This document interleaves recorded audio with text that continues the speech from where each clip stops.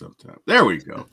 Hello, football fans out there in the NFL verse, across continents, seas, bodies of water, across all lands within the United States. How is everyone doing tonight on this Friday? Do not adjust your television sets. I'm here with my friend, Jordan Burton.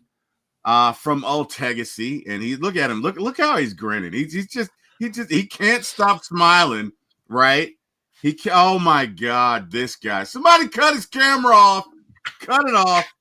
He's excited because his Eagles won the Super Bowl, right? Now I know it's weird, right? Do not adjust your set or your computer or tablet or whatever. You do see a Saints jersey in the background. Interesting story about my friend Jordan. He's a Saints and an Eagles fan. I know it's weird. Okay? I catch flack for him all the time. You know what I mean? Even when I'm on other shows, people are like, your friend, what's up with your friend? I'm like, I don't know, man. Whatever. So, yes, he's an Eagles and a Saints fan, and his Eagles happened to win the Super Bowl last year, and I got to hear this shit for at least a year. But welcome to the show, buddy. How are you? How's it going, Jordan? I'm good. Thanks for having me. I'm feeling great. I haven't done a video. I haven't even done a Super Bowl recap video. So I got sick while the Super Bowl was happening. I was sick for an entire month. Wasn't good until last week, and now I'm here. Well, I'm glad you're feeling better. I am glad you're feeling better. And, you know, I can't publicly say that I'm glad that your Eagles won, but I am really glad the Chiefs did not win. That's as backhanded a compliment as I can give you. So, yeah, man. Second Super Bowl. How's life? How's life treating you these days? How's it feel, Jordan? You know, and I don't think I was for those who heard about the event, it wasn't really this big publicized event, but on Sunday, Saquon was being celebrated in Allentown. I was there, and I was with family, and I remember saying, like, it really hasn't clicked in yet that we won the Super Bowl. Like, the first time we won, I knew it right away. I felt it right away. This one feels different, and I don't know why. I mean, I'm buying hats. I have a shirt on underneath for the Super Bowl champions. It hasn't really clicked in yet that we won the Super Bowl, but I think on top of the fact that it was a beatdown, like I think it just hasn't registered with me yet. Well, let me ask you this, sir. How do you feel about repeating next year? Do you think you have a great chance? Are you guys losing anybody in free agency? Are you losing any coaches? How do you feel about that? With repeating, I haven't seen very many people mention repeating. When we won in 2017-18, there was a lot of people who were like, yeah, we can get Carson back and we're going to be healthy. We have a lot of guys coming back. We're going to go back to back. This time, I haven't seen a single word of anyone saying back to back. And I don't think it has anything to do with free agency or losing guys or gaining guys, but I think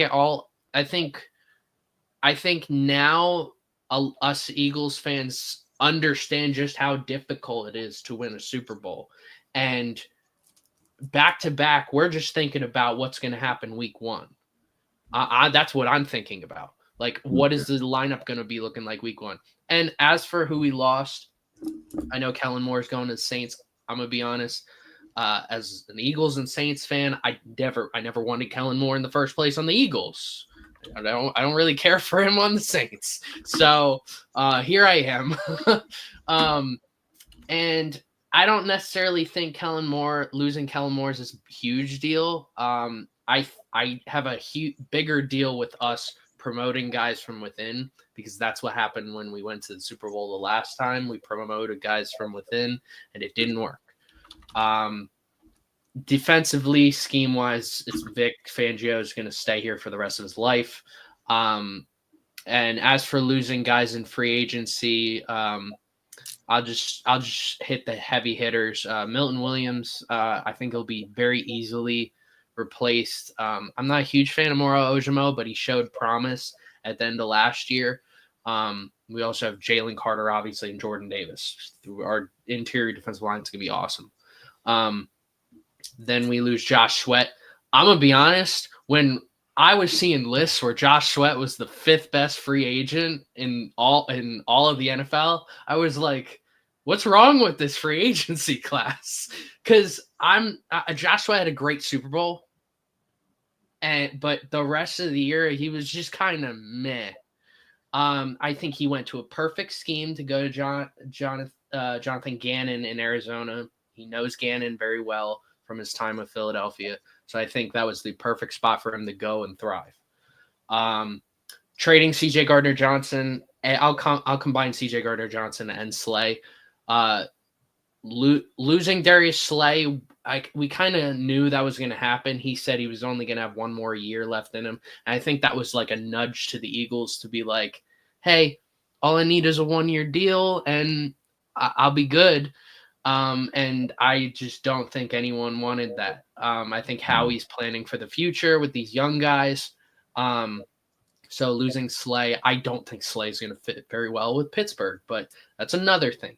And then trading CJ Gardner-Johnson, I'm going to be honest, I saw everybody flipping out about it, but in my inner circle, I really like it. I was never a fan of CJ Gardner-Johnson this year. I think the beginning of the first half of this year, if you watch all my videos, I had nothing but negative comments about him. I said he was worse than Nnamdi Asomugha. I said he was worse than Byron Maxwell. Dang. And on top of his mentality, where he is this just egotistical mindset on the field. He's an agitator. Yes, and to top it all off, right before, like a week before he gets traded and Slay signs with the Steelers, and Slay says some comments of like, he was asked like who this is going to be the leader of the secondary when he leaves. And he said Reed Blankenship. He didn't make any comments towards anyone else. He just said Reed. That's all. Reed is an awesome player. He's a little quiet compared to a lot of the players in the locker room. But you know what? That's Slay's choice. And CJ Gardner-Johnson just went on this rant for like 3 days. And I think that was a little bit of like, okay, we're done. And Howie was like, you know what? I don't really like your contract. Your mindset kind of sucks. And you have no room to talk based off the beginning of the year this year. So bye.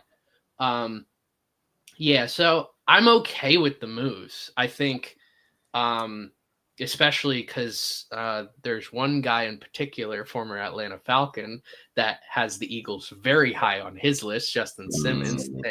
I can't wait because Justin Simmons, he played in Vic Fangio's defense, all pro safety in Vic's defense. Can't wait for that. So I like what we're going next year. I like the current lineup right now. If I'm going to ask for anything, I want Kyle Juszczyk. We got to do some housekeeping. Dwayne Ruff, Deke says, what up, TMX? If you guys don't know, TMX is my alter ego. It came up on a show when I was talking about being at a DMX concert and just the scene, and it's taken a life of its own. So yes, TMX is my alter ego. What up, Deke? How you doing, man? Hopefully all is well. All right, so tonight we are discussing some of the top QBs in the league or of all time. I believe it's of all time, right? Mm-hmm. Top 10, yep. Top 12.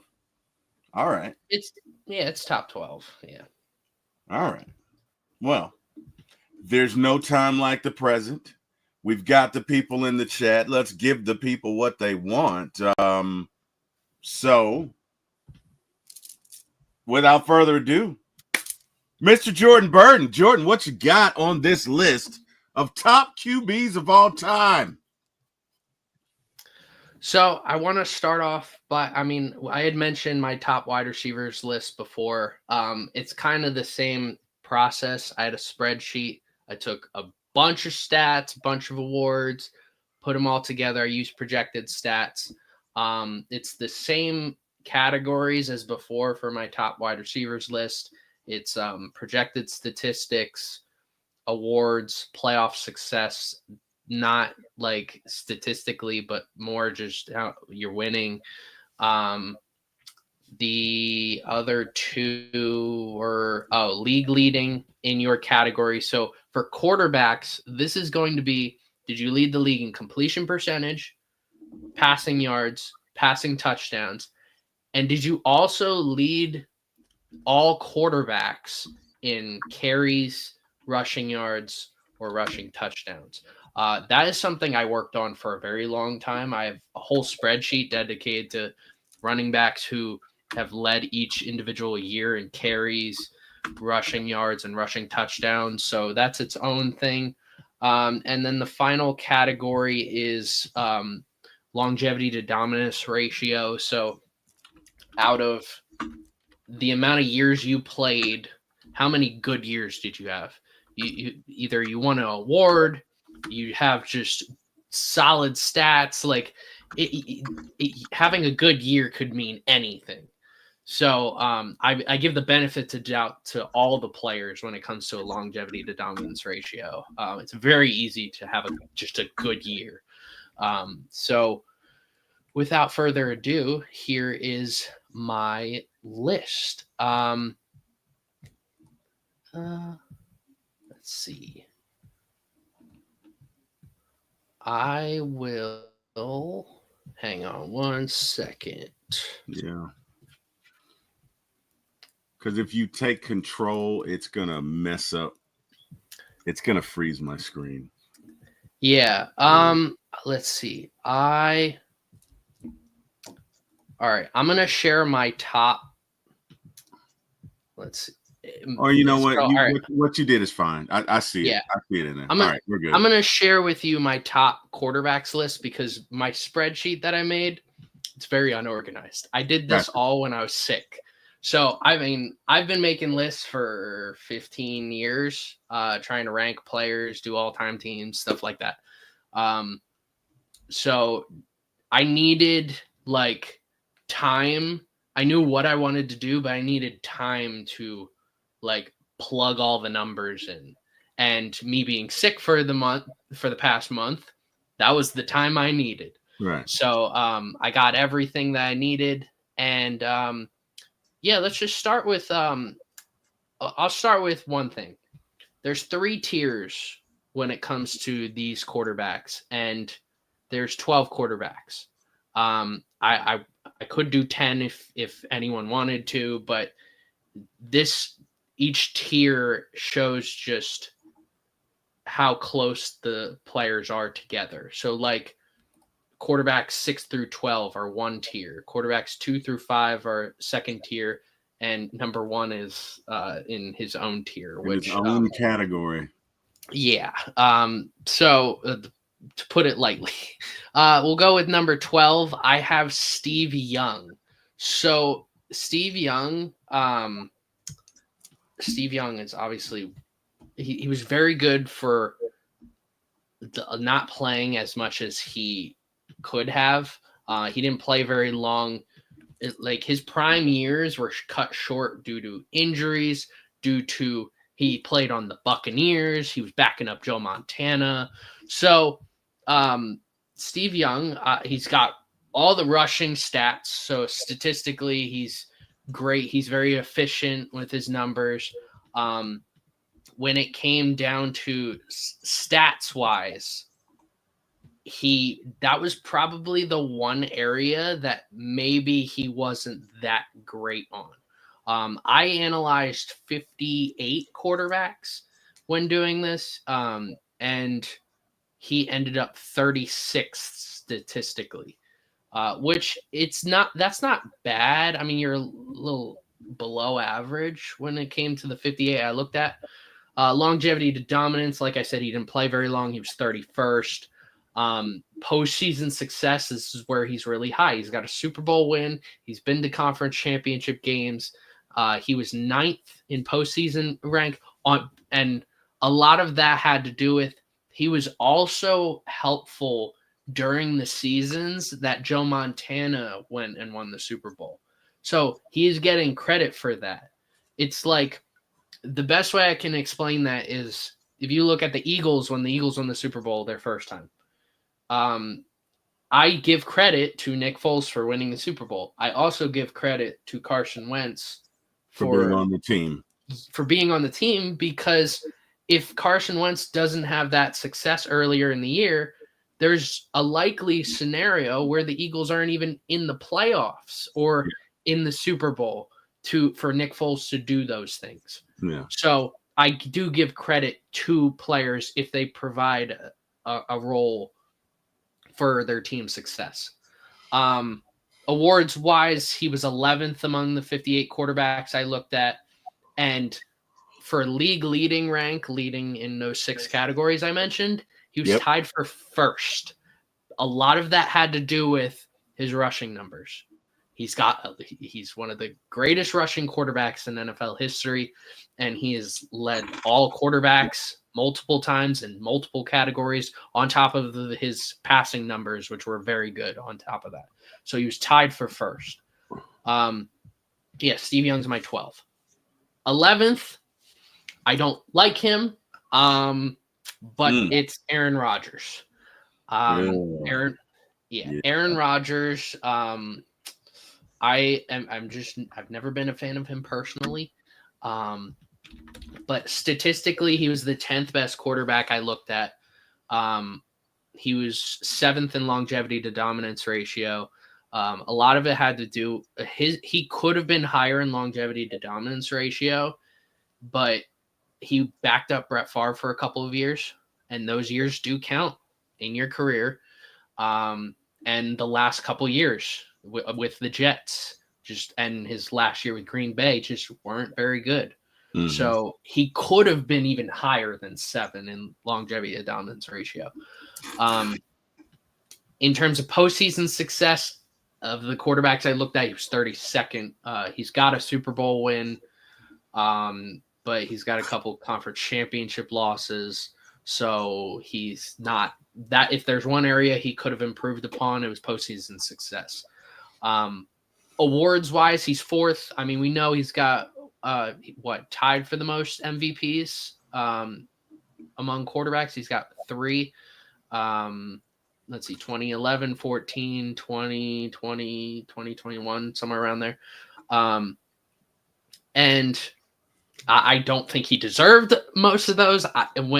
When our administrators on Old Legacy went back and voted for like our player of the year each year, I only voted for Rodgers 1 year of the ones that he ended up going and winning MVP. I just don't think he deserved a lot of those, but nonetheless, I'm giving him credit for those, and he's 4th in awards.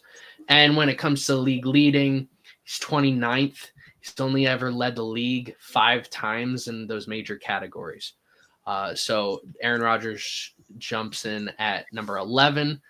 And then we get into the top 10. Now, of the top 10, there are 2 quarterbacks who don't have a single ring. This isn't one of them. And in my past, I have had this quarterback pretty high. When I did this, him being this low, it annoyed me a little, but there's a lot of reasoning to it, and I will disagree with this one in particular. This is Dan Marino. Dan Marino is probably the perfect arm in NFL history. It's either him or Mahomes or Josh Allen. Those 3 have this strength to their arm, and somehow they find accuracy, and they just find a way. Dan Marino was the 6th statistical best quarterback among the ones I looked at. He was 8th in longevity to dominance ratio. He played a very long time and he had a lot of very good years. I'm going to skip postseason success for now. He was 9th in awards. He's got a lot of awards. He's got a lot of anniversary teams. He's got the MVP. He's got all pros, Pro Bowls. So he's got a lot of success there and league leaders. He led a lot early on in his career in stats. He led 8 times overall in his career in those categories I looked at. He never led in any rushing stats, which obviously Dan Marino wasn't known as a runner. And a lot of it came in passing. So, and he has one of the greatest seasons by a quarterback ever in 1984. And where it really hurts him, and I'm just going to say it's postseason success. He's got 1 Super Bowl appearance and he lost. Of the quarterbacks I looked at, he was 42nd in postseason rank of the 58 quarterbacks I looked at, 42nd. So it's not there. If he had 1 ring to his resume, he's probably in the top 6, probably top 5. But yeah, that was the one area that struggled with. And I like Dan Marino. He's one of my favorite quarterbacks to go back and watch film of. It's just how it goes, and the postseason success is what really hurt him. And number 9 is the best quarterback to not have a ring. Number 9 is Fran Tarkenton. So Tarkenton. So the names you've heard before are with Steve Young, Rodgers, Marino. Those are your most of the viewers watching got to watch most of them play. Some of them are my age and only got to watch Rodgers play, but saw like Young go to the Hall of Fame or Marino go to the Hall of Fame. But Fran Tarkenton, this is where we go back. With Fran, he was the 5th best quarterback statistically. A lot of that had to do with not only did he have great passing numbers, but he had great rushing numbers too. Yeah, he could run. Oh, yeah. He definitely could run. And he was ahead of his time, if you think about it, when it came to mobility. I mean, who knows what he could have done in this era if he grew up and got to play the style of ball that Mahomes and Josh Allen get to play. Mm-hmm. He was 5th in longevity dominance ratio, played a very long time and dominated for a very long time. I will also skip postseason rank for him. He was 7th in league leading rank. He led 14 times in those 6 categories I looked at, whether it was completion percentage, passing yards, passing touchdowns, carries among quarterbacks, rushing yards among quarterbacks, rushing touchdowns among quarterbacks. He was 19th in awards, didn't have that many awards compared to other quarterbacks. A lot of that had to do with he was playing in this era where you were transitioning from Johnny Unitas to Roger Staubach and Terry Bradshaw. So he kind of played second to them because they were so successful. So they were bringing in the rings, and he wasn't bringing in the rings. He was a one-man wrecking crew when it came to the Vikings offense. I mean, I'm not going to knock Chuck Foreman. I'm not gonna knock any of the receivers, but it was Fran Tarkenton's show. So I'll go to postseason success for him. When it came to postseason success, Fran Tarkenton was 39th. So I actually have him ahead of Dan Marino, or is that right? I have Dan Marino 7. Yeah, you've got him ahead. Yeah. So I have him slightly ahead of Dan Marino, and a lot of that has to do with he went to more Super Bowls. Mm-hmm. Well, still lost them, but he went to more Super Bowls, and that's kind of the postseason success. It has nothing to do with your stats. has everything to do with your success. He's been there more times. He just couldn't get it done. And Dan Marino had only been there one time and couldn't get it done. So we'll go. Hang on. Yeah. I got to do some housekeeping right quick. Michael says, "Shouty, how you doing, Michael? Debo vibes, T. Will Jordan, Friday Night Football. Let's get it. What up, Debo? All right. Go ahead, Jordan. Sorry. Just had to acknowledge them. All good. Go ahead. All good. Number 8, this one was going to get people frustrated because I know a lot of people had him in the GOAT conversation, but based off doing this, he would have never been in the GOAT. He would have never been the GOAT for me in the first place. Joe Montana. He's number 8 for me. Now wait a minute. Wait a minute. I gotta, on behalf of all Gen Xers, I gotta stop you right there, my friend. Are you telling me, Jordan, that Mr. I never lost a Super Bowl? Okay. Every time I win. All I do is win, no matter what. Are you telling me that he's not the GOAT before one Tom Brady? Is that what you're saying to me, sir, right now? That's what I'm saying. A lot of this had to do with one specific attribute for him. Actually, I would say probably 2, because they kind of coincide. So when it came to statistics, he was 18th. That means there's 17 other quarterbacks that I had statistically better than Joe Montana. Raheem says stats are for losers. What are you saying here, buddy? Well, if you are looking at just because this is just the statistics category, this factors in playoff stats. This factors in regular season stats. This factors in stats per season, per game, per completion, per attempt, per everything. I try my best to analyze every aspect to figure out who's statistically the best. And when you really narrow it down, if I were to tell you the 17 quarterbacks who are statistically better than him, you could probably understand why. Guys like Peyton Manning are statistically better. Brady, Drew Brees, Brett Favre, Dan Marino. I have Otto Graham because you got to factor in rushing stats, and Otto's amazing on top of his passing stats. Fran Tarkenton. The list keeps going. Even Patrick Mahomes, I have statistically better than Montana.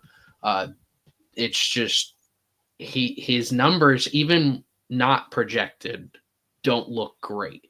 They're like comparable to Joe Flacco if we're not talking about projected. Wow. So using projected kind of actually improves Joe Montana in this category. So doing this actually benefits Joe Montana.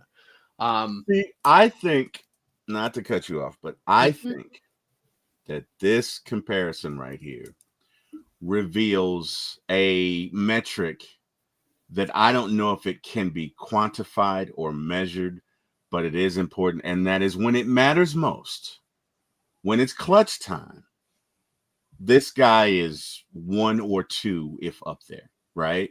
Because you know what? Maybe he didn't. I mean, you've done the research. You look at numbers all day. I don't. I trust you. You say he was 17th. He was 17th. But I tell you what, Mr. Jordan Burden, I cannot think of 17 guys that could have made that throw to Dwight in the corner and put it where only Dwight could get it and score that touchdown to beat the Cowboys. I don't know of 17 guys that could do that. I don't know if 17 guys that could make that last drive against the Bengals. Like, he just had a clutch gene and he was going to get it done and he wasn't going to miss. And when it came to the Super Bowl or the playoffs in general, you just weren't going to stop him. So I think this is interesting because I know you're right as far as stats and all of that, and that's great, but there's something to rising to the occasion. And if there was a metric for rising to the occasion, I'd have to say he'd be in the top 3 or 4. You know, that's just me, just my thoughts. Give me your thoughts on that, on the immeasurables that kind of catapult these quarterbacks to another level. I've probably offended the hell out of you by saying immeasurables. You're like, what? What do you mean you can't measure this? Well, I mean, I think everything you've pointed out can be measured. And that's where you go with my postseason success rank. Now, you obviously aren't factoring his fourth quarter comebacks or his clutch drives into any of these players, because frankly, I just believe that there are a lot of quarterbacks, especially nowadays, that in one season could have an entire career's worth of fourth quarter comebacks or game winning drives that Hall of Fame quarterbacks have. For example, two great examples over the last 10 years. Derek Carr, I don't remember what year that was. It might have been his MVP year. I'm not too sure. And Matt Stafford when he was on the Lions, one of his last years with the Lions. Both had so many fourth quarter comebacks and game-winning drives that, I mean, they had more than some Hall of Fame quarterbacks had in their careers. So I look at that more as a team award, or because or a team accomplishment. So that's why I never factored that into this. But when it comes to stuff like Dwight Clark and the catch, I factor that into that's factored into postseason success. I mean, that was able to win them the NFC Championship game and go to the Super Bowl. He is the sixth best quarterback based off postseason success alone. There are 5 quarterbacks I have ahead of them. Only 2 are both better statistically and in postseason success. Those 2 I've yet to name. So, and I won't tell them. Fair enough. Go ahead. In awards, he was also 6th. He's got his MVP. He's got Super Bowl MVPs. He's got Pro Bowls, All Pros. He's got. I mean, this is why he was in the conversation in the first place. Now, when I talk about awards, I don't just talk about the Associated Press's awards.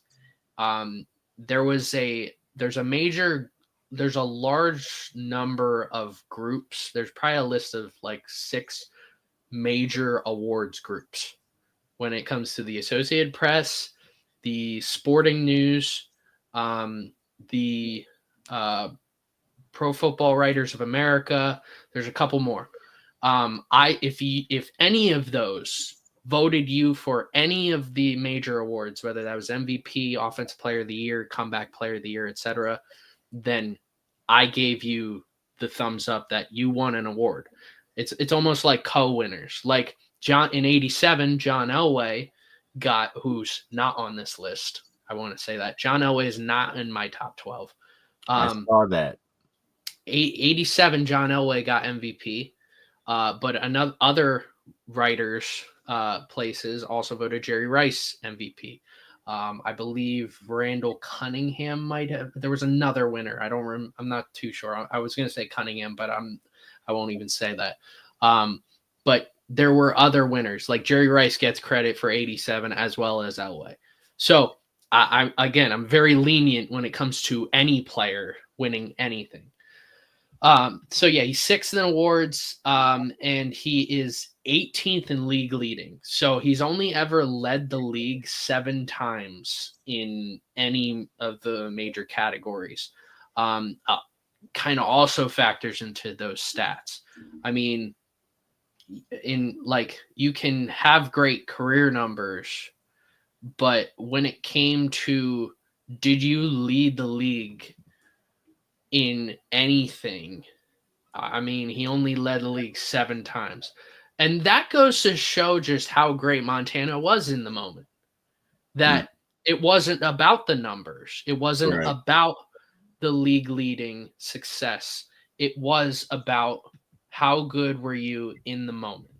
And that's just where he was great at. And another thing with Montana, he had injuries that kind of plagued. He had major injuries that plagued the end of his tenure with the Niners.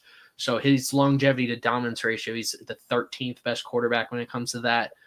He could have played so much longer if it wasn't due to injuries. And he could have a lot of good years if it weren't for that. So he only ended up 13th.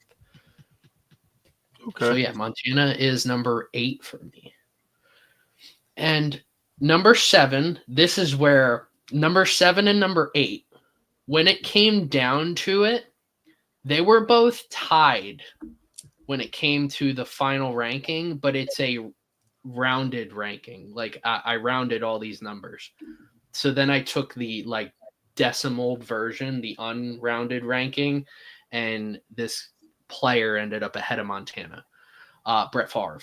Now, I am not going to talk anything about Brett Favre's current situation, but Brett Favre, statistically 7th. That is one area where Brett Favre is great at. We all know statistically he's been very, very good. A lot of people mention the interceptions. I don't care. A lot when it comes to projected stats, that just doesn't even matter to any quarterback.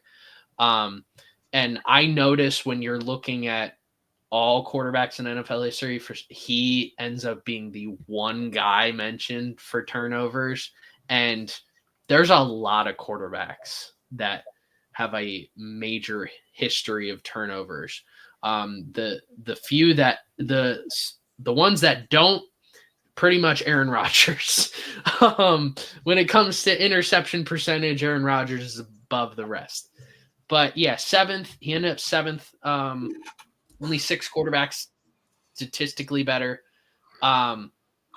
He ended up 2nd in longevity to dominance ratio. So Favre played a long time. Mm-hmm. And he had a lot of good years. Very few bad years. Like his 1 year with Atlanta, which was like 1 game. I still count that because that was 1 game. He only had 4 attempts and 2 interceptions. So I do count that. And towards most of his Green Bay years were good. I'm pretty sure all of them were good. Even because he made the Pro Bowl with the Jets, that's counted as a good year. If you make the Pro Bowl, like I am very lenient when it comes to, did you have a good year? And with Minnesota, I'm pretty sure he only had 1 bad year, and that was his last year in the league. He also had injuries.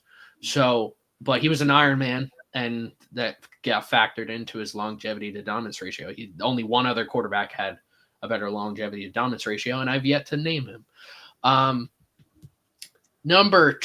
So he's 28th in postseason success. He's got a Super Bowl and a Super Bowl loss. That's it. Considering there were 58 quarterbacks I looked at, not bad. He was 6th in awards. He's got a lot of awards because he played a long time. He was very good for a long time. And he was 18th in league leading. He didn't lead the league many times.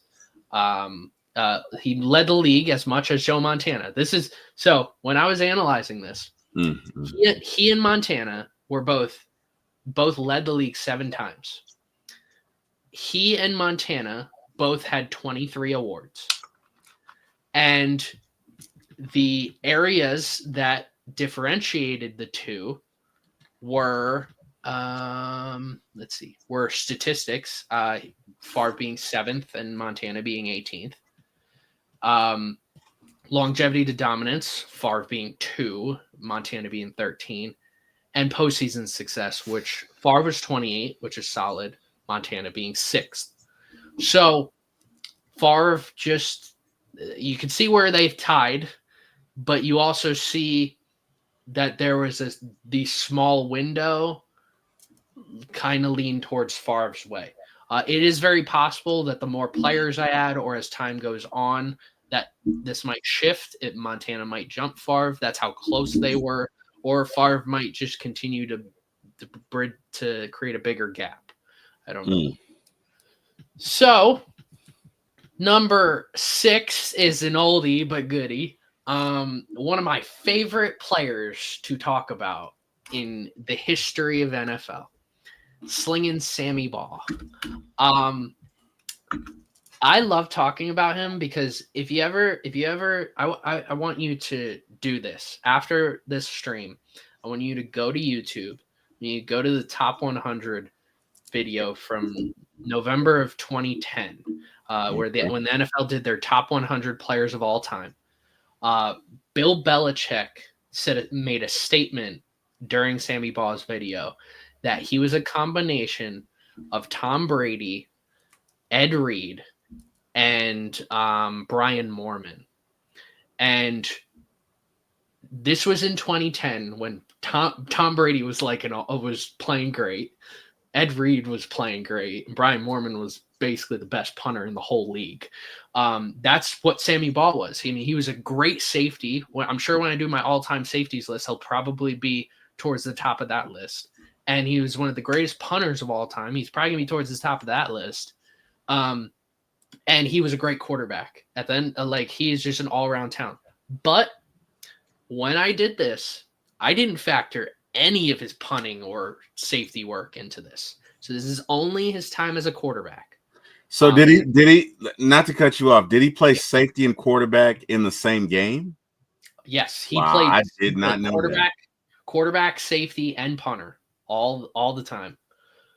Yeah, he was that good. And he held the record for the most yards per punt in NFL history up until Ryan Stonehouse, the now former Titans punter, did it in his rookie year.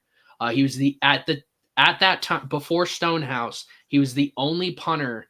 I think up until he was the only punter to average 52 yards a punt in a single season, which is incredible. And on top of that, he has a season with 11 or 12 interceptions. On defense, not thrown. I want to specify that. Wow. So yeah, but this is only his time as a quarterback. So if we were to do an all-time top 100 any position, I'm sure he'll be even higher. Statistically, he was 14th. He of all the seasons I've looked at, he is the highest projected completion percentage in a single season ever. So originally he had like a 70.6% completion percentage in a single season, not projected. This is actually what happened. You can go look it up. It's one of the greatest completion percentages ever. And to this day, there aren't many quarterbacks who have a 70% completion percentage. If your quarterback threw a 70% completion percentage, you're thinking, wow, they were efficient. They had a really great year. They may be an all-pro. Yeah. This dude did it in 1942 or 45. So yeah, I love to talk about Sammy Ball, as you can see.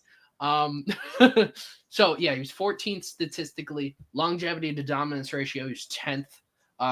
Did not have very many bad years at all. He didn't play long. That's probably why he could have been higher as long as others, but he didn't have many bad years either. So it factored into how many good years out of how many years he played. Postseason success, he was 14th. He has how many rings to his resume?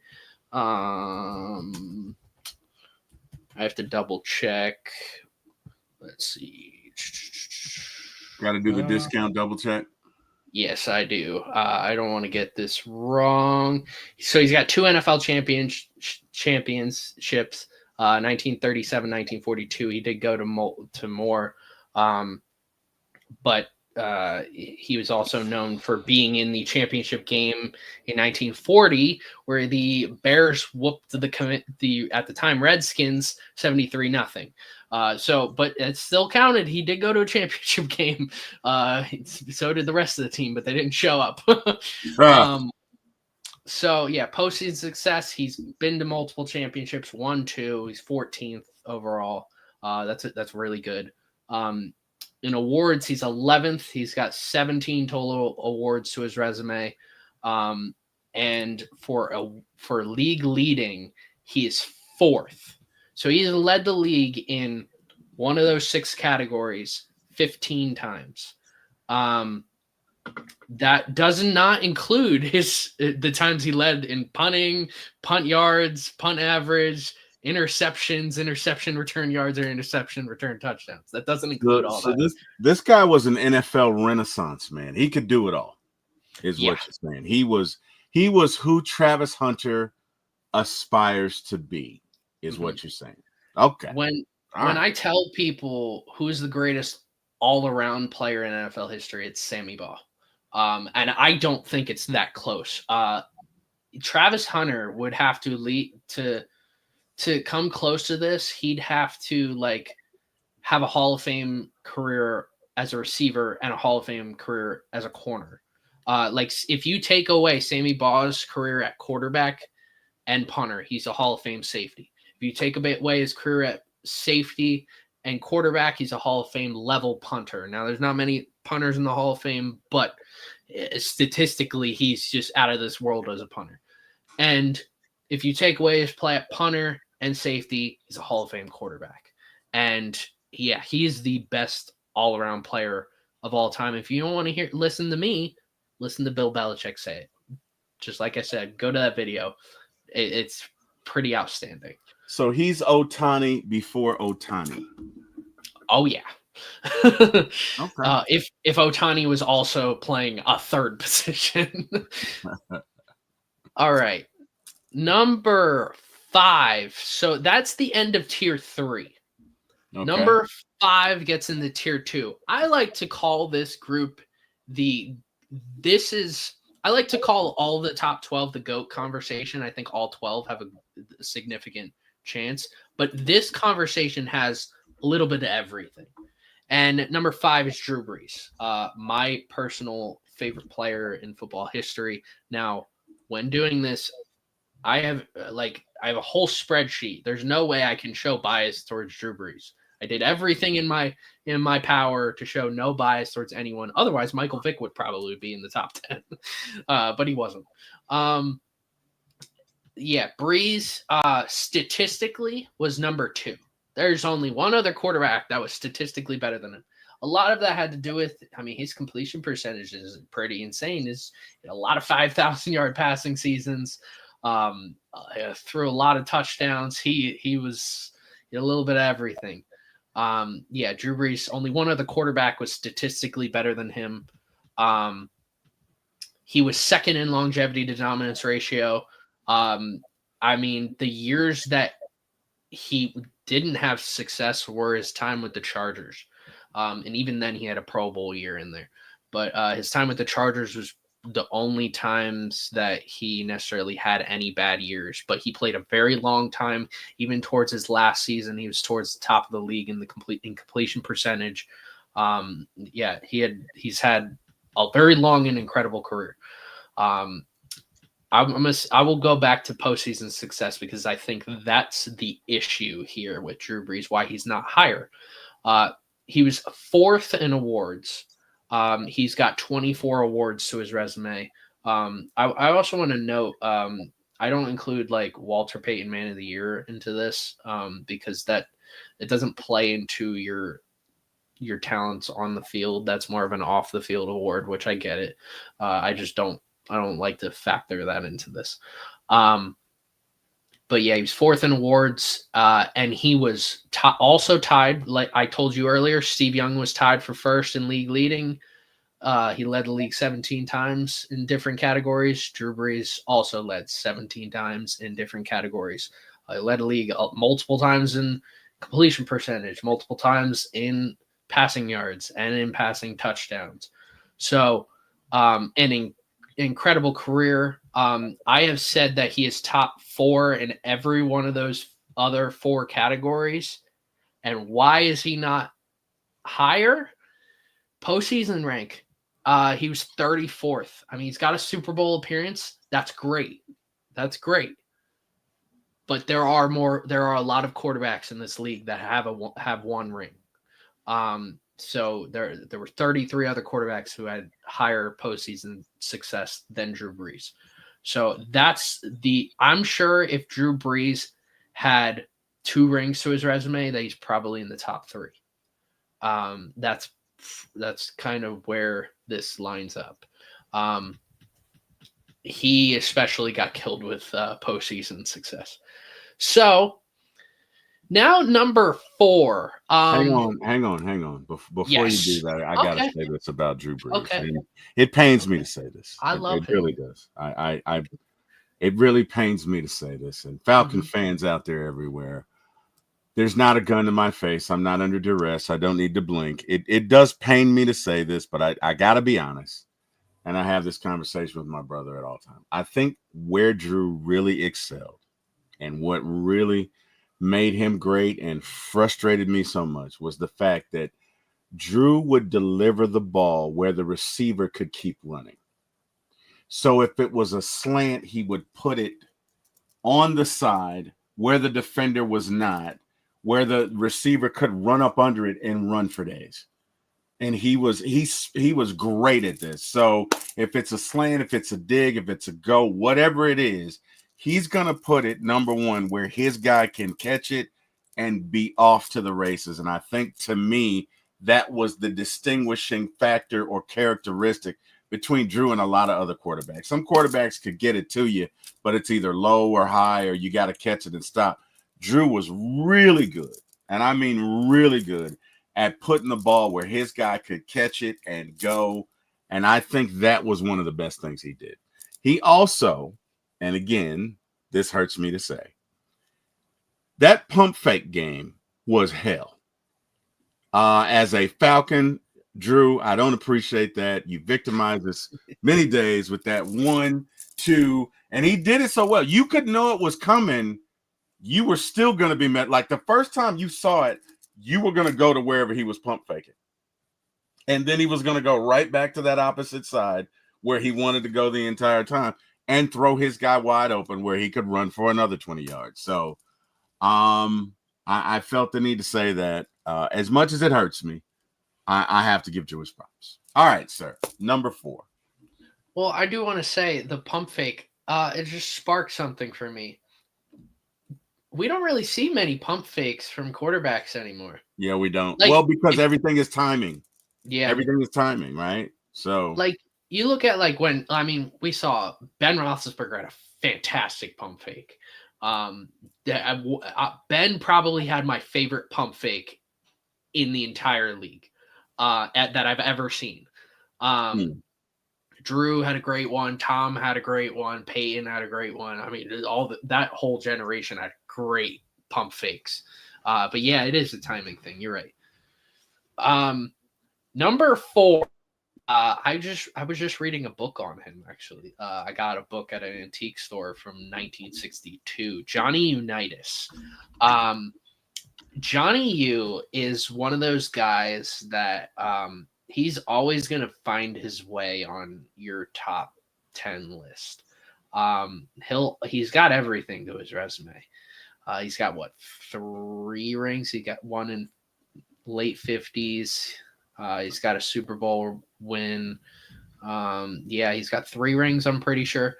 So postseason success, he's number 4. I had 3 quarterbacks who were ahead of him in postseason success. He was 9th statistically. I have him 11th longevity to dominance ratio. Towards the end of Unitas's career is where he honestly, he should have just retired. He had so many injuries. When Earl Morrall came in and started taking the team, it just kind of threw things off with his career later. He wasn't the same quarterback he was like 10 years prior. Mm-hmm. So a lot of it had to do with injuries. Unitas, I kind of see postseason wise similar to Montana. Or not postseason wise, longevity and dominance ratio similar to Montana. They could have played longer. They could have been good longer, but injuries just slowed down their career. Yeah. Like I said, 4th postseason success. Awards, I have him 3rd. 26 awards to his resume.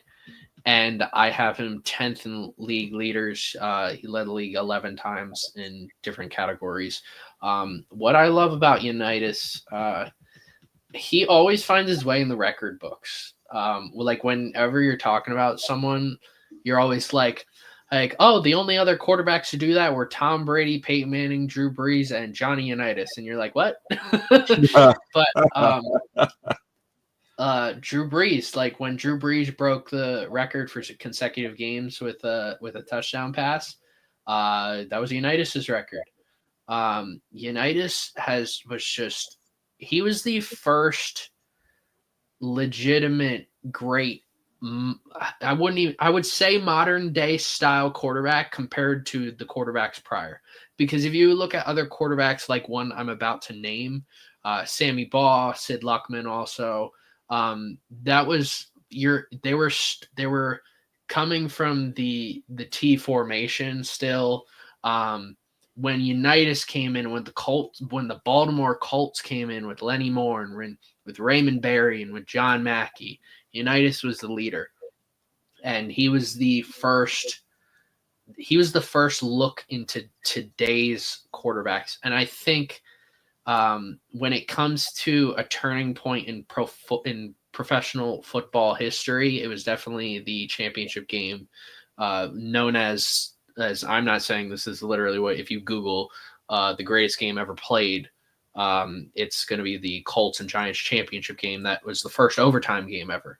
So that was the turning point in NFL history, and Unitas was a part of that turning point, and the turning point into today's quarterbacks. All right. Number 3. This guy has. I'm going to tell you about number 3. So for a while, I will tell you this right now. I support this guy over number 1, who you kind of can. You kind of can figure out who number 1 is. You kind of know, right? Yeah. Number 3 is Peyton Manning. Now, I was always a Peyton Manning fan. And to this day, I say he's the smartest player in professional football history. He's the smartest player in any position. The way he is able to dissect film and do it in live action is outstanding, incredible, and I don't know when I'll ever see that again. I don't think Arch could do it. I don't think Marshall will be able to do it. He was on a different level. Yeah, and he was. I loved watching him play. And that 2013 season was just incredible. I mean, he couldn't be stopped until the Super Bowl, which I blame his offensive line for. But yeah, Peyton ended up first statistically. That means no other quarterback statistically was better than Peyton Manning. Mm-hmm. That is also factoring in rushing also, and playoff stats. That's factoring in all that. And Peyton's number 1. He was number 4 in longevity to dominance ratio. He played a very long time. He had the neck injury, so that's 1 year. His rookie year sucked, and his last year in the league sucked. Outside of that, not many bad years. Postseason success. He's got 2 Super Bowl wins. He's got 2 Super Bowl losses. He's 16th in postseason success. You might be thinking, 16th, and you got 2 Super Bowls or 4 Super Bowls and 2 wins. There are other quarterbacks who've been to more or won more. So, he was 16th there. He was tied for first in awards with 37 total awards. Now, we know he's got a lot of MVPs, all pros, MVPs. He's got Super Bowl MVP. He's got a lot of them. And he's got a comeback player of the year. He's got a lot of awards. 37. The next closest. So I said he's tied. The next closest when it came to awards was, let's see, it was 26. So the gap between who is tied for first and who is third is 11 awards. So man, that's almost an entire career. So yeah, Peyton's number 1 when it comes to awards, tied for 1, and he's 13th in league leading. He led the league 9 times in different categories. He led the league in passing yards, passing touchdowns multiple times. He's broken the record for passing touchdowns multiple times. So league leading wise, that's good, especially for a top 5 quarterback. But yeah, I would say if there's any area that could have been improved upon, if one of those Super Bowl losses turned into a win, it's probably going to be higher. I have had Peyton at number 2 for 15 years. In fact, at one point I had him number 1, but that was like 15 years ago. And think about where the state of the NFL was 15 years ago with Right. Peyton and the guy I'll eventually name. Peyton he was incredible. A lot of people talk about his arm strength towards the end of his career. I don't think he ever had the arm strength. Same goes to Drew Brees. Those guys didn't have arm strength, but could put the ball wherever they wanted to. And that's so different to today's NFL, considering how many gunslingers there are. Like you look at Mahomes and Josh Allen, even Lamar Jackson. Like these guys have strong arms. There's not many that are just relying on their accuracy compared to what Peyton and Drew were doing. So yeah, Peyton comes in at 3. That hurt me a little too, because I thought he was going to be number 2. I really did. I think what's great about Peyton is his pre-snap approach, because he could come up. And the funny thing about Peyton, and the Ravens realized this. I think the Ravens were the only team that really stood a chance against him because they figured out something late. But sometimes Peyton would call an audible that wasn't an audible. It was just something he would say to get the defense to either move, change, or adjust something that didn't need to be adjusted, right? He was a master at that. Very good at that. Very good at recognizing defenses, position coverages, disguises in coverages. Very good at that. And I think that's really, to me, what separated him from everyone else. Is you weren't going to fool Peyton. Or if you did, you weren't. The only way that you could fool Peyton, and the Ravens figured this out, is to do something that really you wouldn't do on camera. So you wouldn't do on film. Something that was against the norm, right? So I'll give you an example. No, that was against Tom Brady. Never mind. But either way, what the Ravens would do is they would say, okay, the first check that he's gonna do is probably gonna be bogus. The last check, when it's like 8 seconds left, that's the real one, because once he calls that one, he can't check out of that one.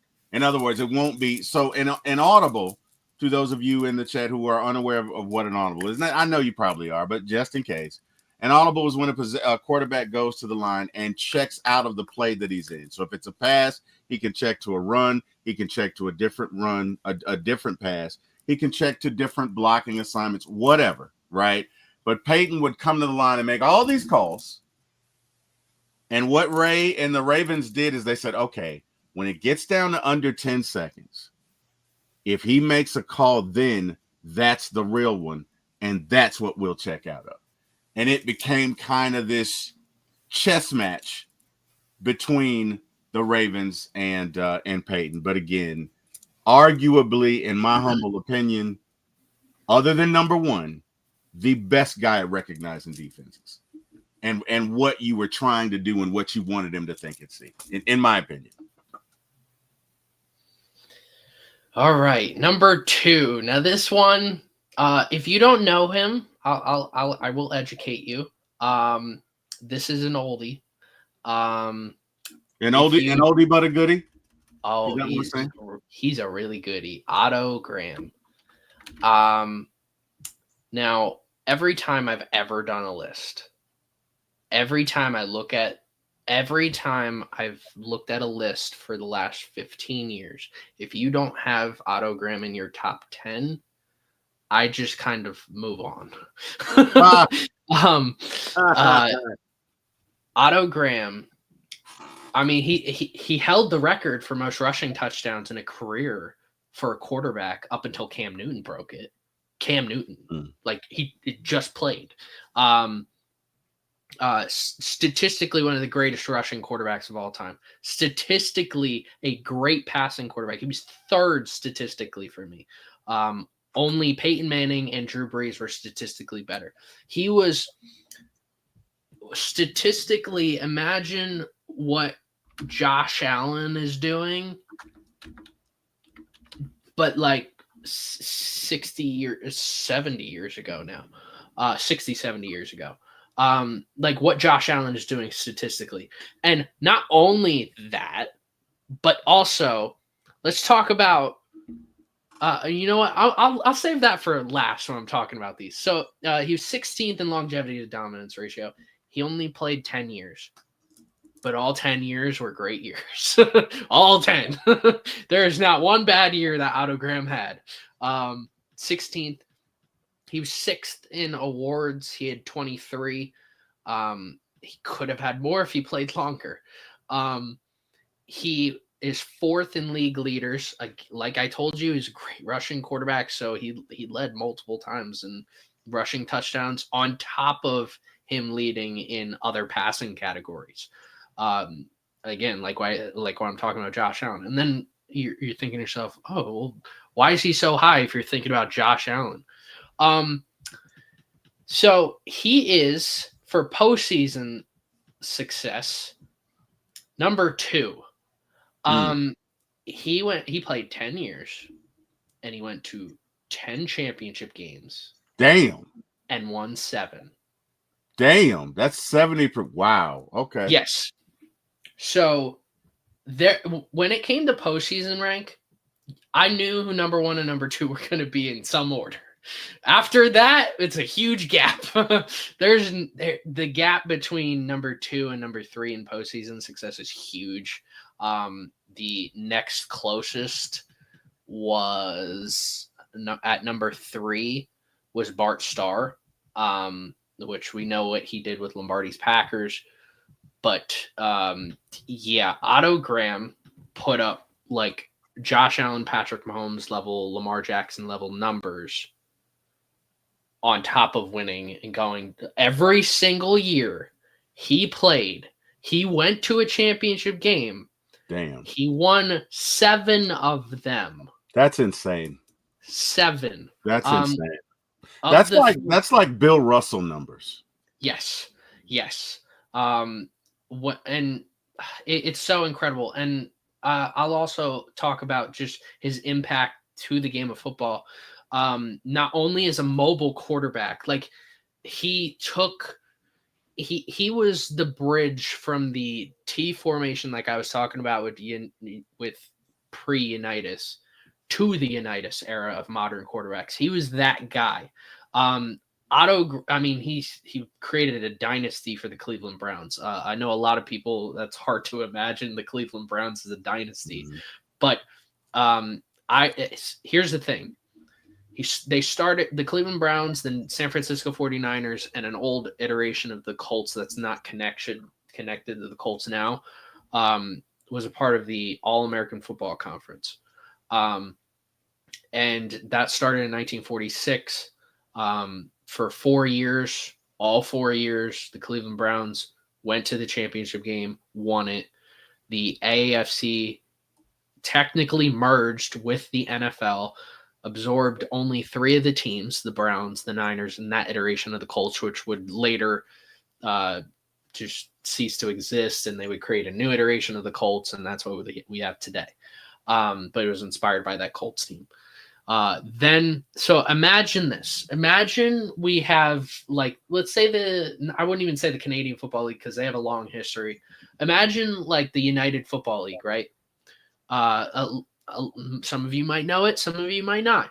It's a spring football league, but imagine in the spring football league, they start getting talent. They start getting actual talent.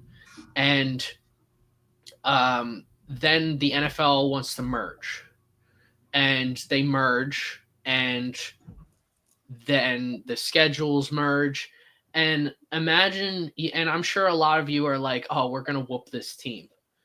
That's what the Eagles, who are the defending champions in 1949, in 1949, the Philadelphia Eagles won the NFL championship game. They were going into the next season with these new teams, and they were like, we're gonna whoop their butts. They're from another league. Like, who knows? The Cleveland Browns week 1 beat the Philadelphia Eagles. So that led to an extension of their dynasty. They would go on to win 3 of the next 6 championship games. A couple of them were won by the Detroit Lions. There was a big Browns-Lions rivalry during this time with Bobby Lane's Lions, Otto Graham's Browns. And all of it led by Otto Graham. I mean, him and Paul Brown helped innovate quarterbacks when it came to microphones and helmets. Later that would be banned, but then brought back into the late 80s, early 90s.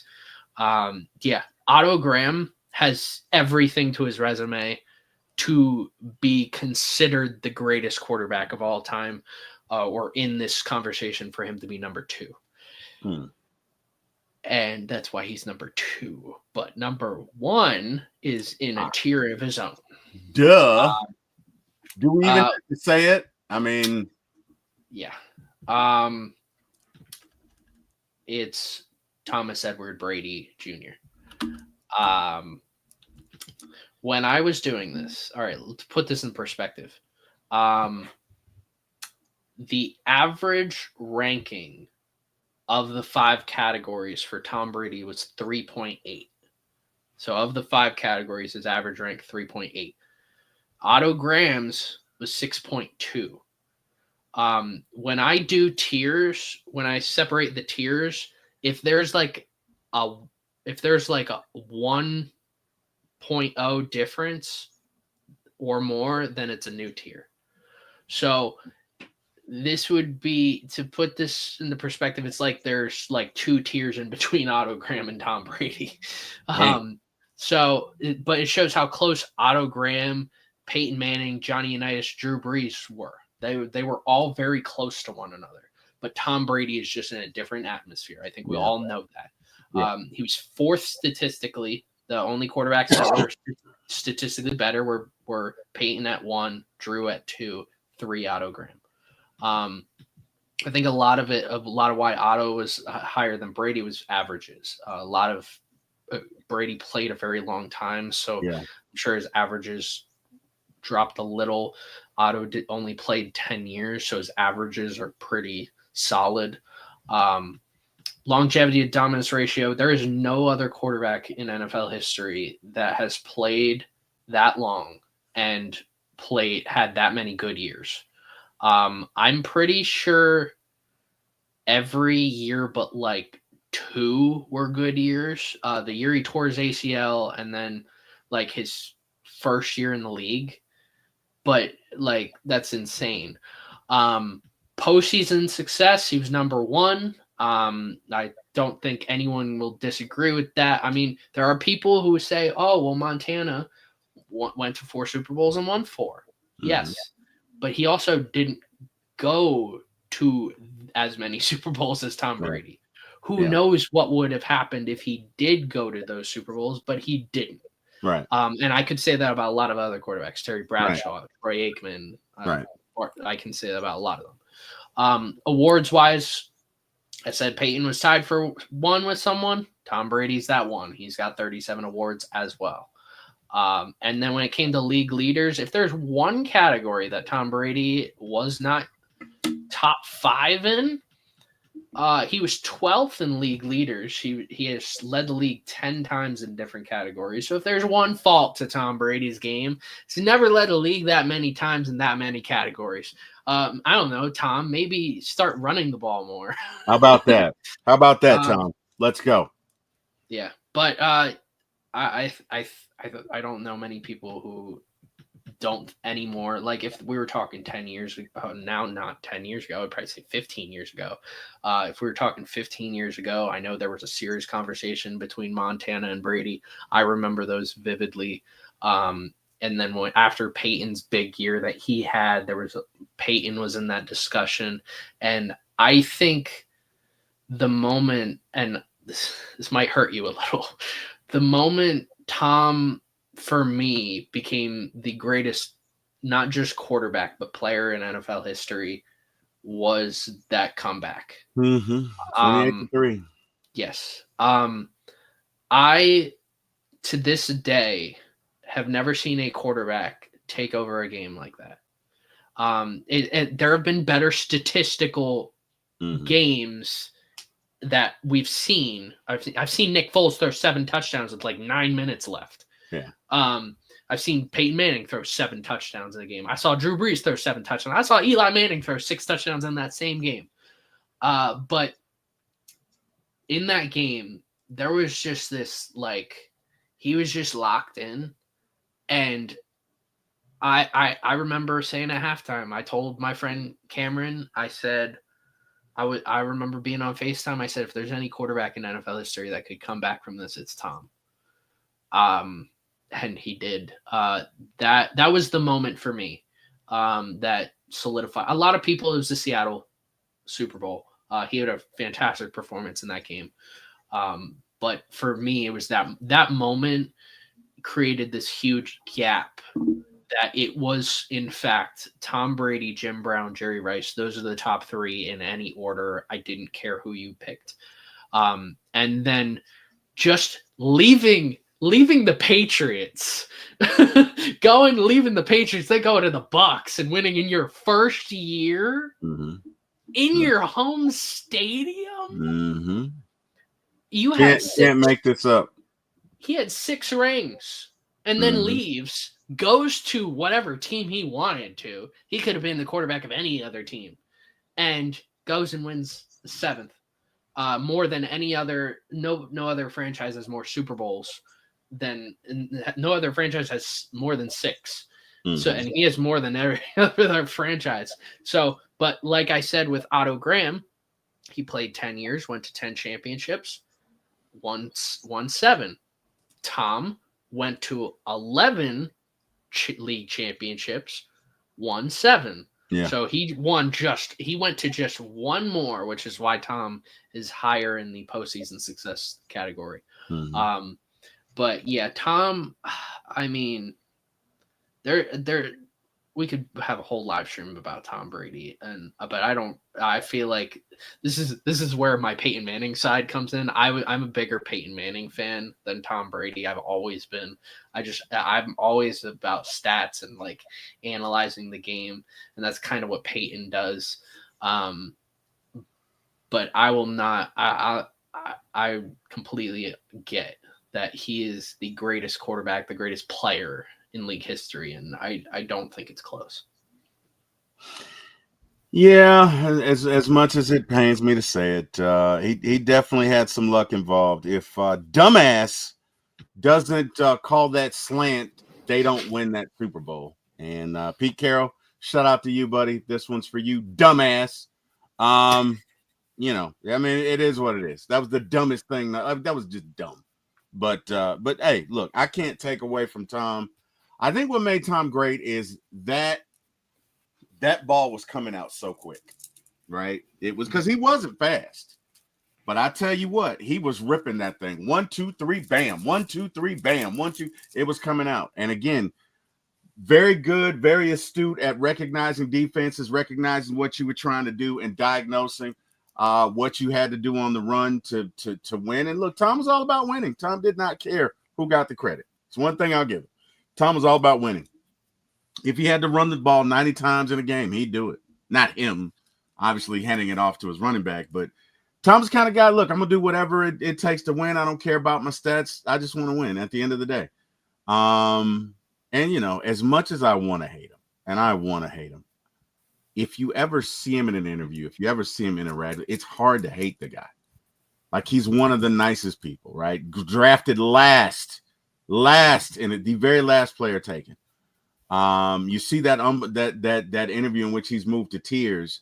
It's motivating, right? Because hey, look, the guy took what he had, developed it, worked his tail off, and truly became the GOAT. So you'll get no argument from me.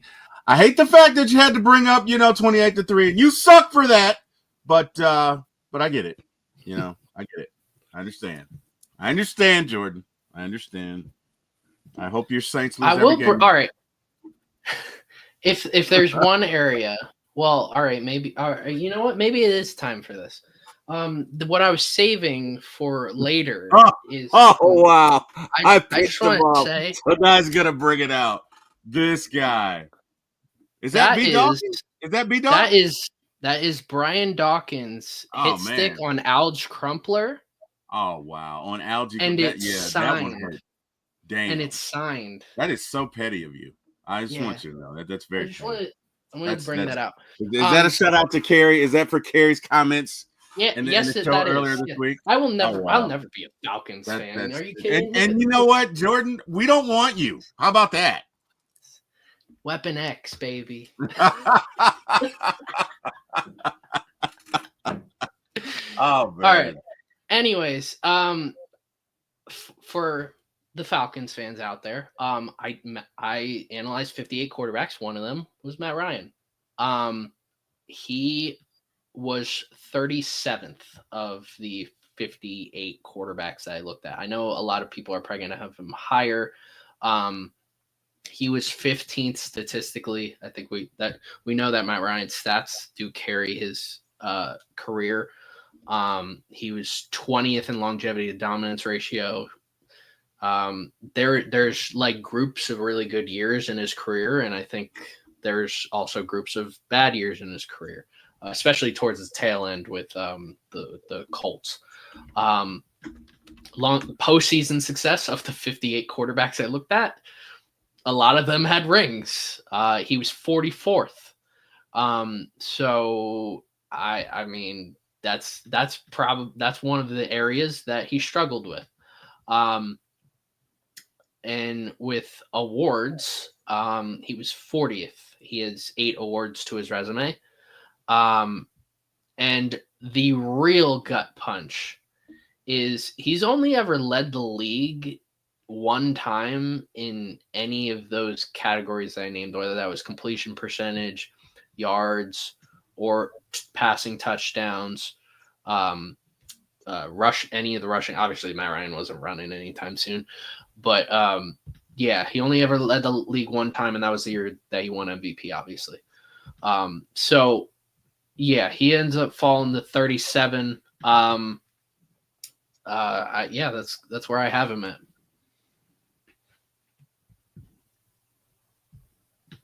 Well, I'll tell you what. I'll tell you where he is. He's 8th all time in passing yards. That I do know, with 62,792. That I do know. So, there have been at least 1,300 quarterbacks to play this game. Mm-hmm. And Matt Ryan is number 8 as far as passing yards. So take that, buddy. Let's see. All-time NFL passing yards. I mean, you had to know I was going to do this. You had to know I was going to. You had to. Oh, know. yeah. You just. Actually, when it came down to projected stats, where is he ranked? He's 8th. He's 8th. He's 8? He's 8. So when I did projected stats, he only falls to 11. And in passing yards per season, he's actually 3rd. So when it came down to projected stats, there are areas that benefit certain quarterbacks in certain ways. But he only falls to 11. And I don't really remember who there's a lot of quarterbacks that are ahead of him. There's 10 quarterbacks, but yeah. I mean, I kind of knew Matt Ryan wasn't going to be very high because a lot of it had to do with there's nothing against Matt Ryan. It has everything to do with the quarterbacks and his generation they played with. I mean, you're playing against Tom Brady. You're playing against Peyton Manning. You were playing against Drew Brees. You were playing against Brett Favre at one point. You were playing against Aaron Rodgers. You were playing against, at one point, Patrick Mahomes. You were playing against Phillip Rivers, Ben Roethlisberger, Russell Wilson. Like all these quarterbacks that I just named were ahead of Matt Ryan when I did this. In fact, I do want to bring up one quarterback because I'm going to bring up one more quarterback because I feel like he's entering the conversation. And in fact, I had him at number 13. So he is in a different tier, but he's very close. Patrick Mahomes. Okay. Patrick Mahomes, I have at 13. Now, I have him 11th statistically. I want to say this. Active players, they can drop statistically. So it's possible that he's 13 now, but he could be 25 next year. So it really depends. So that 11th spot, it doesn't necessarily mean he's going to get better. So his 11th statistically, a lot of averages that he's obviously really high in. Longevity to dominance ratio, another category where he just does not excel in. He's 33, so that means there are 32 other quarterbacks with a better longevity to dominance ratio. I think it's possible that there are more, but that's where he falls right now. He hasn't played very long. He's had all of his years in the NFL, except for his rookie year, which he didn't play at all, have been good years. I would say even this year was a good year. Like it wasn't a great year, but it was just a good year it was a solid year for any quarterback. Postseason success, he's 8th. I mean, he's won 3 Super Bowls. He's been to 5. 5, yeah. And that, to be as young, how old is he? 29. 29, and you've been to 5 Super Bowls. Yeah, that's you're very close to Autogram. let me ask you this: are we witnessing the decrescendo of the Chiefs? Because the Eagles handled them. It wasn't even close. It wasn't close. They never had a chance. Are we witnessing the end of a dynasty, so to speak, or was it just an off year and the Chiefs will retool next year? Like, give me your thoughts on that one. Oh, and first, let me do some housekeeping. We got a Dixon Way raid in here to all my Dixon Way folks that just came in. What up, y'all? Hopefully all is well. Hopefully you guys are doing great. Great to have you in the chat. Thank you so much for joining us.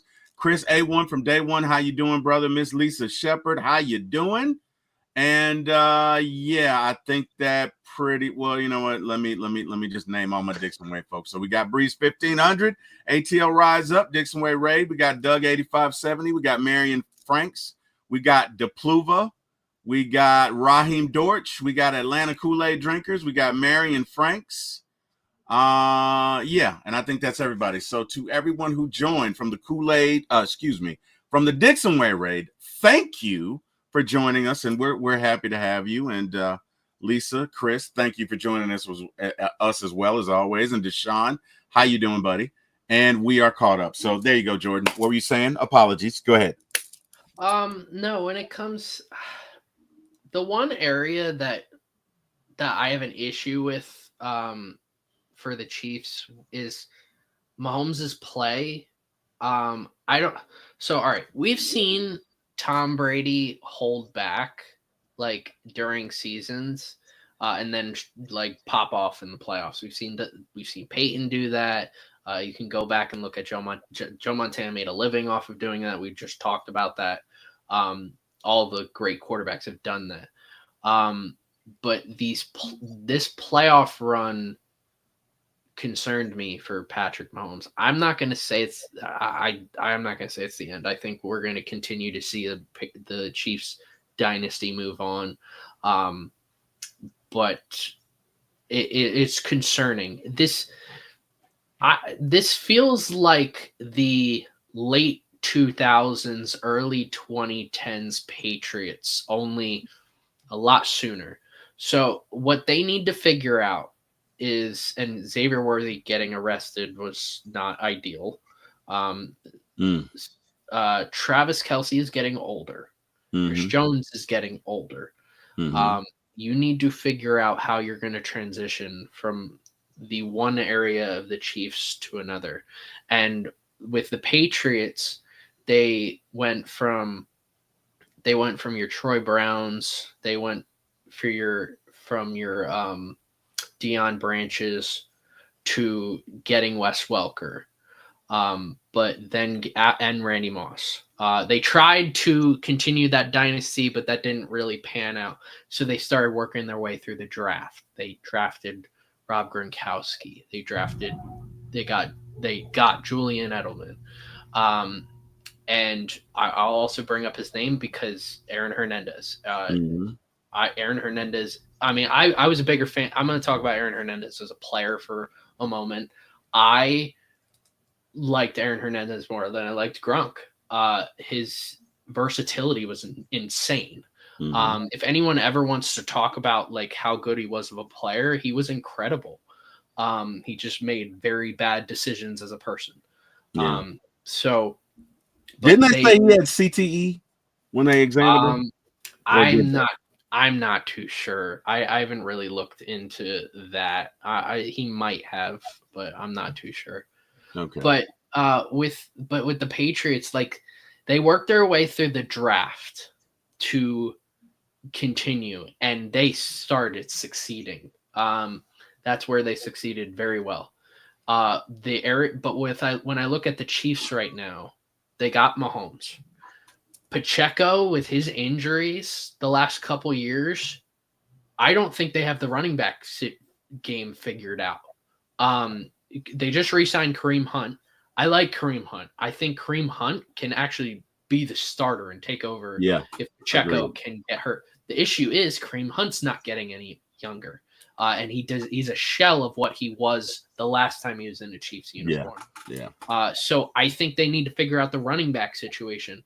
Wide receiver. What are you doing with Xavier Worthy? Is he going to be your Tyreek Hill or is he not? Or are you just going to use him like you used Mecole Hardman? Because that's kind of what we're seeing. You need to utilize him and not just like hold him back, because otherwise he's just going to end up leaving after a couple years and then come back when he's like 31. Juju is not that guy. They had Hopkins, but that just doesn't work. I do think they need to draft a wide receiver in the first round that's an actual good receiver. Like Worthy's a great athlete. It's a very different. He's one of the, he's got the fastest 40 ever. But I need to see someone with great hands. Like if they had gone back and drafted Jordan Addison or something like that. Like Jordan Addison has a lot of good like reasons to be a good receiver, and getting someone like that, just someone who's solid at a bunch of different things to go at receiver. And then Travis Kelce, like he's going to be done soon. I mean, they were contemplating retirement. He just doesn't want to go out like that. So that tells me the next time they win a ring, he's done. So you need to start thinking about the future. I think if the Chiefs were to trade up or get anyone, I think Tyler Warren is the perfect replacement for Travis Kelce. He does everything that Travis Kelce does, except Tyler Warren has snapped the ball in college. I love Tyler Warren. I could talk about him for hours. Their offensive line, they got the interior figured out. But those tackles, I mean, I don't know what management is thinking over at the Chiefs, because they went from Mitchell Schwartz and Eric Fisher, who had career years, got rid of them both. Neither did anything after that. They went and got Orlando Brown, and there was another tackle that they got. I don't remember. They go win a ring, lose them both, and then they just think they can recycle tackles. Like you got Jeff Stoutland over there. You are not the Eagles when it comes to coaching offensive line. I want to make that clear. Creed Humphrey was the best center in the draft when you drafted him. That made total sense. They got Trey Smith, who's a really good guard. Or like you got your pieces when you needed them. You need to do that for a wide receiver now. But you just gotta when you have good tackles, figure them out. Because Yeah. Jawan Taylor looked terrible. That is the worst year I've ever seen of an offensive lineman, ever. Was Jawan Taylor. And you tried moving Joe Thuney over to tackle. Like that was gonna work. Like, come on. That's why the Bears have him. Like, he's getting older and he's a guard. You expect him to go out to tackle and just work? No, that's not how it works. Now you got to go find a guard to replace Thuney. I know they have the young guy, so he'll probably come in. But like, you got to start figuring things out. And defensively, they have gotten so much better. The Super Bowl did not help them. Now you have to figure out your safety position because you went from Tyrann Mathieu to Justin Reid to now you don't have either. So now you have to figure out the safety position. I've always thought the safety next to that Matthew Reid position was always weak. So now figure that out. Cornerbacks, cornerback's the one position that I think with Spagnuolo's scheme that just works. Whoever's in that corner spot, whether that's slot or outside, always just seems to work. So I don't think that's ever going to be an issue as long as Spags is there. And then when it comes to the D line, linebacker, I kind of view as same as corner. Linebackers, you can plug and play anyone. They got re-signed Bolton to a long-term deal, so that's good. But D line, George Karlaftis has not been that guy that they drafted him to be. He's been okay. Yeah. He's been okay, but like they expected him to be like Trey Hendrickson, and that's just not it. And Chris Jones, like I said, he's not getting any younger. If Chris Jones goes, I have no idea what that D-line's going to do. If Chris Jones goes, they're not going back to the playoffs. Yeah. Well, at least not that year. He was so important the last 2 years, Chris Jones. And if he were to leave, or if he were to retire, do anything, I don't know how that's going to work for them. They're done. I'll say it. If he retires, they're done because make no mistake about it. Chris Jones is that defensive line. He is the heartbeat of it. Look at the last Super Bowl they won, not this past year, but the year before that. He won it on the last play. Like he was everything to them. That defense, that last Super Bowl they won, that defense won that Super Bowl. Yeah, the offense did just enough, right? And the other thing that I kind of wanted to get into, Travis looked lost at that Super Bowl. Like Travis the look on his face was, I need to get to another gear here and I can't get to it. And I don't know if it's a physical thing or if it's a want to, right? Like sometimes the most dangerous thing in the world is comfort. Oh, I have 3 Super Bowl. Oh, I've made it. Oh, I've got I'm married. I'm about to get married to Taylor Swift. She's hot. Oh my, like you have everything you want, and it's dangerous because it impacts that drive, right? It impacts. My father always used to say, don't eat everything on the plate necessarily. Like leave a little bit, leave yourself a little hungry. So, in 2 hours, you'll come back and your body will constantly burn fat. But what he was saying is you always need to be a little hungry. Right? In life, you need to be a little hungry. You don't just need to be, you ever been so full, all you can do is sleep? Like, you're just like, oh, my God. And that's the feeling I get from Travis Kelce. Now, again, I don't know Travis, so I could be totally wrong. You know what I mean? I don't know what was going with him at that Super Bowl. But it bothered me. Well, it didn't bother me. I don't care. They're not my team. But I guess my thoughts were, dude, this is the Super Bowl. This is why you play the game. If you can't get up for this, I don't know, man. It might be time to hang it up. Those are my thoughts.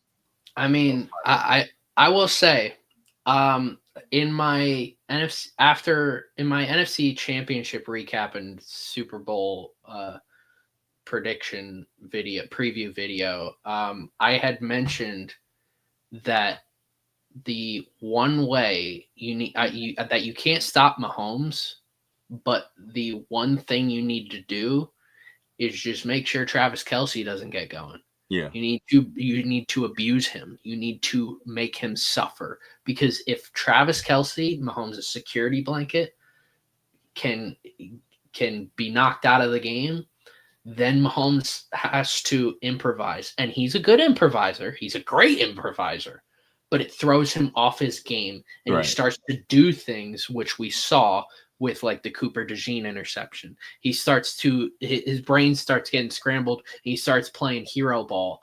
And he's a great hero ball quarterback. He's probably the greatest hero ball quarterback in NFL history. And I don't say that lightly. But you can throw any quarterback off their game if they're playing hero ball. Yeah. I think, that was exactly what happened. On top of that, you don't play Joe Thuney at left tackle. So, which Brian Baldinger actually said earlier in the week. He's like, one of these days, the Chiefs the offensive line is gonna crumble, because Joe Thuney, when you're a tackle, you gotta do that hop step back. Right. You gotta have quick feet. You gotta be able to move. Literally right before this video, I was watching Jeff Stoutland coaching the whole offensive line on that pop back, because they were watching Mailata and Lane Johnson do that during games, and Joe Thuney wasn't doing that. Baldinger was like, one of these days they're gonna crumble because he's not popping back quick enough. And that's exactly what happened. And Josh Sweat had a field day, and so they had to adjust things, and then everybody else had a field day because of it. And I will say one more thing about the Chiefs. Like I said, I do think that they will continue to find success, but I don't know if they're going to win more Super Bowls. Yeah, agreed. The most important part of this is not just Travis finding his replacement, not just Chris Jones and finding his replacement. Who's going to be the head coach after Andy hangs it up? Andy could retire at any year. Yeah. I mean, I love Andy Reid. Andy did so much for Philadelphia. I mean, he helped win us another Super Bowl. but he's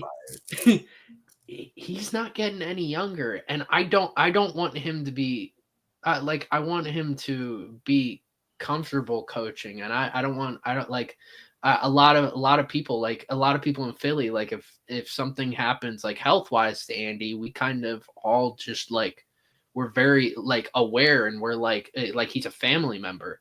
And I mean, we don't want him to like have his health at risk continuing to coach. So as long as he is healthy enough to coach and he is coaching to his best abilities, yeah, go for it. But he's not going to get any younger. And who's going to be the next head coach? Steve Spagnuolo? We know what Steve Spagnuolo can do as a head coach. Terrible. He's awful. There are some people in this league that can just be coordinators. They're great coordinators, but they suck at head coaching. I'm talking to you, Dennis Allen.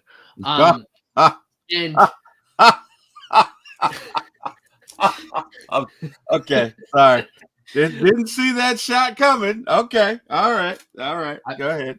I've been saying that for years. But yeah, he's not getting younger. You need to figure out who's going to be his replacement. If you're going to like Matt Nagy, I'm pretty sure still on the coaching staff. Are you really going to say Matt Nagy? Actually, no. Maybe Matt Nagy's not back. I don't remember. The new coaching carousel, I don't know if Nagy's going to be back or not. I don't know.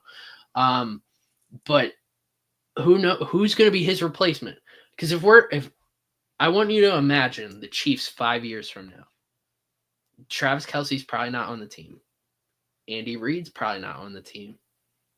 Chris Jones is probably not on the team. What does that team look like? Not Super Bowl worthy. But look, all good things come to an end, Jordan. Mm-hmm. All dynasties end, right? Very, very, And they begin. Oh God, Jesus Christ!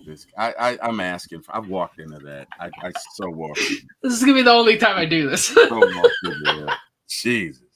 Oh my God! What the hell is wrong with me? Okay, amen. It's the only time have your moment. Have your moment. It's okay. But no, hey Jordan, man, this has been fun. As always, you brung it, you brought it. You know what I mean? You came with the data, the info. Now, personally, um, you know, I felt like Mr. Matthew Thomas Ryan should have been in there, but that's neither here nor there. That's just me. I'm a fan. It is what it is. Again, 8th all-time in passing yards for you guys out there. And for the Hall of Fame committee, I believe that Matt Ryan is a first ballot Hall of Famer. Doesn't mean that that's going to be the case, but I feel like he should be. And I just feel the need to throw that out there at this time. But with that being said, Brother Jordan, as always, man, I enjoy these shows Friday night. I'm glad you're feeling better and you're back so we can continue this. Guys, we'll come to you every week, Friday evenings at about 7 p.m. We were a little late today. You can charge that up to me. Now that Jordan's back and feeling well, of course, I hadn't been feeling well lately. And, this is my third show today. So I think I'm due just a little bit of grace. You know what I mean? It's been a long day. Jordan is a young man. I'm 54. And trust me when I say it is different doing 3 shows in a day at 54 than it is at 20. Jordan could probably do 3 shows and go play 19 holes of golf and be just fine. I, on the other hand, would pass out if I did that and played 8 holes of golf. And I would probably have to be hospitalized. But, them's the breaks, as they say. Jordan, tell these fine folks where they can find you, man. Well, all right, give me 1 second. So you can find me wearing these Super Bowl ones. Oh my God! Oh, somebody! That was the last one. That was the last one. That was the last one. Oh my goodness! The funny thing about this, guys, is if you know Jordan, this is so opposite of his part. Jordan is a humble guy. He really is. But he's needling me because I've talked so much shit to him during this season. So this is his get back. But don't worry, Jordan. Don't worry. I will have my revenge one day. Anyway, I'm sorry, brother. Tell them where they tell them where they can find you. Well, really quickly, I didn't do any of this when the Eagles won the Super Bowl last time or when the Saints won the Super Bowl. It was more of like I was proud of that moment, and I feel like getting a second is like bragging rights for me. That's kind of why I'm doing it now. But yeah, you can find me and other administrators over at Old Legacy. If you've watched any of Jason's videos, Liam's videos, Liam was in one of our live streams a couple weeks ago. You can find us at Old Legacy, ULTEGACY, on YouTube, Facebook, Instagram, Twitter. We got Blue Sky or Twitter X, Blue Sky, Threads. You can find us anywhere. So, yeah. Thank you, Terry. Hey, man, glad to be here. As always, man, glad that this is fun, Jordan. And again, Jordan is my friend. Otherwise, I wouldn't be podcasting with the Saints fan. Jesus. My dad would be so disappointed. Anyway. He's up there right now. Where did I go wrong? Jeez, this kid. The hell is wrong with him? Dad, if you could put in a word with the big guy, just for our Falcons, you know what I mean? You could just do that. That'd be great. No. In all seriousness, Jordan, hey, we're going to come back next week and do this again, bro. It is, as always, it is fun. Jordan, I know that you're going to have your own draft show. Mm-hmm. I would love for you to join me, but I'll make you a deal. If you join me, I'll join you. Like, obviously, I'll have to hop off and hop on and do weird stuff. But I'd love to have you on, man. It'd be fun. And I think I'm going to be on with One Time for the Fan. But if you can just come on there for a few minutes, and then I'll hop off and join you for a few minutes, and, it'll be fun. And, of course, I'll be rooting. I don't necessarily root against your Eagles, but I hope your Saints have a terrible draft. I want you to know this now. Like, I hope it is the worst. You know what? How about you just let us trade you Kirk Cousins? How about we do that? How about we just trade you Kirk Cousins? How about we do that? Let's do that next year so that we can get Arch Manning, because that's all I care about right now. I know the same. Derek Carr ain't winning us a Super Bowl. Kellen Moore ain't winning us a Super Bowl. Oh my God. Arch Manning's the future. He's gonna retire. We're gonna unretire Archie's number, and we're gonna get another Manning. Is wow. You know what? On that note, man. Hey, everybody in the chat, thank you for joining. We appreciate it. Cannot do this without you. We appreciate you, and it is just so much fun when you guys come in and participate with us. We can't thank you enough. I want to thank God. Would not be here without him. Thank you, Jesus. Last but not least, definitely want to thank my co-host here, Jordan. Jordan, I'm so glad you're feeling better, man. Congrats to your Eagles, and your Saints suck, and I mean that from the bottom of my heart. I really do. So we'll be back next week, guys. I got to thank Mr. Jack Spade and Mr. Eric Parker for getting me in this business.